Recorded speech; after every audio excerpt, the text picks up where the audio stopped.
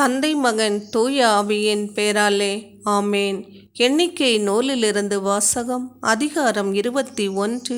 இறை வார்த்தைகள் 3. ஆண்டவர் இஸ்ரேலின் குரலை கேட்டு கானானியரை ஒப்படைத்தார். இது ஆண்டவர் வழங்கும் அருள்வாக்கு. இறைவா, உமக்கு நன்றி. விண்ணிலும் மண்ணிலும் பெரியவரே, உம்மை நாங்கள் ஸ்தோத்தரிக்கிறோம். தேவாதி தேவனே, உமக்கு ஸ்தோத்திரம்.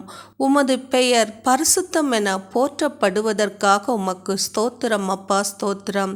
நீர் எவ்வாறு பரிசுத்தவானாய் இருக்கிறீரோ அதுபோல நாங்கள் ஒவ்வொருவரும் பரிசுத்தவான்களாய் மாற நீர் கிருபை செய்வதற்காக உமக்கு ஸ்தோத்திரம்.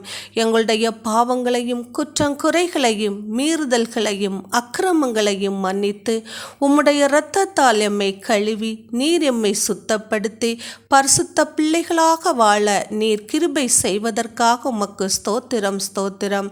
ஆண்டவரே, இன்றைய இறைவார்த்தையில் நாங்கள் வாசிக்க கேட்டது போல இஸ்ரேல் மக்களின் கூக்குரலை கேட்டவரே, எங்கள் ஒவ்வொருவரின் கூக்குரலையும் கேட்டு எங்களுடைய விண்ணப்பத்திற்கு நீர் செவிசாவித்து விண்ணக ஆசீர்வாதத்தாலும் மண்ணக ஆசீர்வாதத்தாலும் எங்களை நிரப்புகிற உமது மேலான அன்பிற்கும் கிருபைகளுக்கும் உமக்கு கோடான கோடி நன்றிகள் ஏசப்பா.